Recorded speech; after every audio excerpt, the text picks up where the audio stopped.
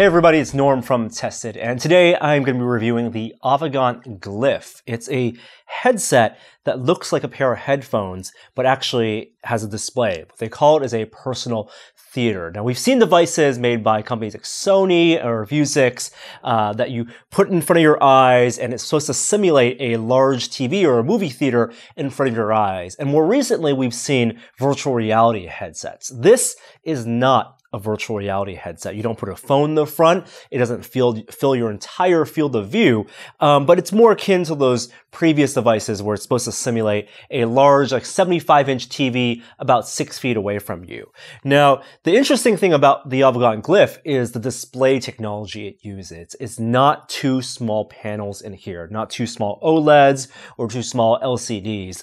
Instead, what they have are DLP projectors made by Texas Instruments. So basically, micro mirrors inside an array which projects light, bounces around, and then into your eyes, essentially. And what that means is that the image that you see has a very high pixel fill rate. You don't see the screen door effect as you would see with the LCD. The pixels are very difficult to differentiate between themselves. Now, that's important because these two displays, these two projectors in here, are actually only 720p displays, or not 1080 displays. But in using the Avegant Glyph, you actually can't tell the difference because you don't see the pixelization. You do see maybe some image artifacting from the video compression, but not actually the individual pixels themselves. And they've designed it to look like a pair of headphones. So I'm going to put it on. I'm actually going to not wear my glasses and put them on.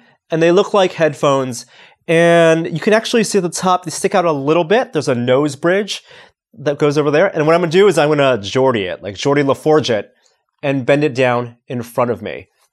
And as I do that, you actually push this button and the lenses pop out. And I don't have to use my glasses because there are several adjustments on here. These sliders at the top adjust the IPD, your interpupillary distance.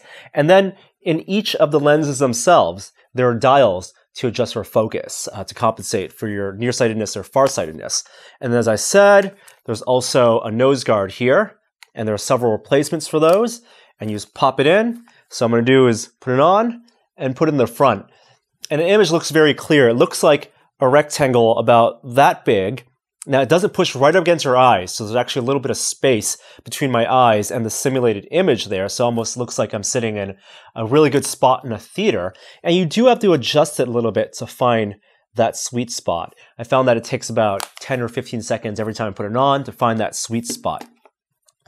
The video itself comes over HDMI, so it comes with this cable, which I like, and you plug it in right in the back there. That's micro HDMI. And then you have to use, for an iOS device, an accessory like this. This is Apple's digital connector. It's about $50, but then you plug it into your iPhone or iPad, or if you have a device that just has HDMI out, you can plug that in, and then it plays right there. And I can see the image right there. So you can listen to music. Audio quality is good, but not fantastic for what they're charging for this. I think it's probably comparable to a good $100 pair of headphones, but definitely not some really nice, like planar magnetic headphones that you might have, that you might pay several $100s for. Image quality, I think, is good. Battery life, it will last about 4 hours. I was able to watch a full NBA basketball game streaming from my phone to this device. Did actually drain both the power on here and on my phone, so I had to charge both afterward. But it's comfortable. And also, a really cool feature is that I can use this with a quadcopter. So going out with DJI's Inspire 1 or Phantom 3, you can actually plug the HDMI cable into the transmitter and see what the Phantom and see what the quadcopter sees with this display. And I think it's actually the best remote viewer for quadcopter displays I've tested. Much better than looking at the image on your phone or on a tablet. It is expensive. It's $700. Now, they launched a Kickstarter, and I think pre-orders got it much cheaper. And at maybe $500, I think it could be worth it. But $700, I think it's more of a proof of technology and a first-generation product than something that you should absolutely go out and buy.